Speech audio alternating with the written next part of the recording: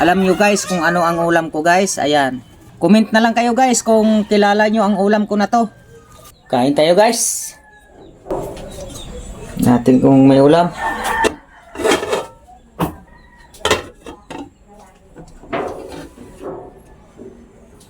Walang ulam guys.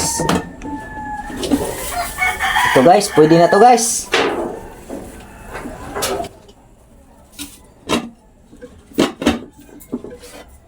Tara guys, kain tayo dito sa labas.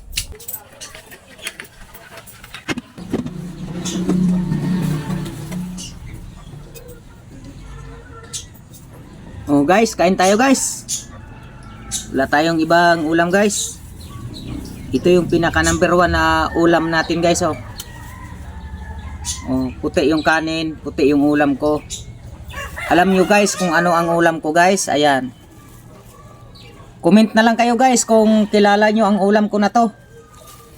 Ito yung pinaka special na ulam naming mahihirap. Ayan guys oh. Akala mo kanin ano. Dahil puti din. Pero nakalagay sa plastic. Yan ang ulam na pinakamapait. Kain tayo guys.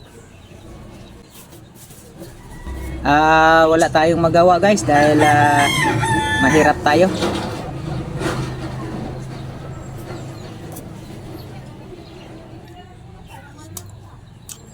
Dut-dut na yan guys oh.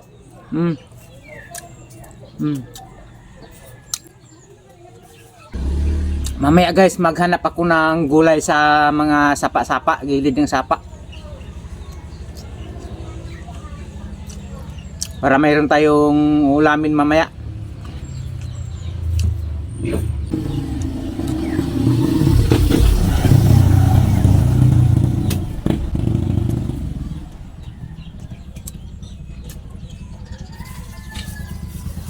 Ayan oh. Comment lang guys kung anong klaseng ulam to. Hindi ko sasabihin. Pag mag-comment kayo guys, sasabihin ko kung anong klaseng ulam to ang inuulam ko ngayon. Ito yung pinaka first class na ulam ng katulad naming mahihirap guys.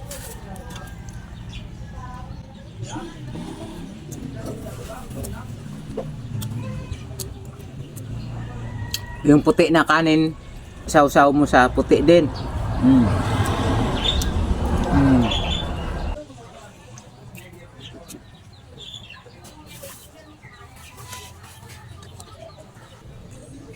Ganyan lang guys oh. Kumuha ka ng kanin tapos sausaw mo. Yan. May lasa na yung kanin kasi mapait-pait. Yan. Alam niyo guys, ang nakakilala nito, yung palaging nag-uulam nito guys, ang nakakilala nito. Iwan ko sa hindi umuulam nito guys. Pero sa palaging umuulam nito, yung puti na to, madali makilala to guys. Ayan, sausaw na naman.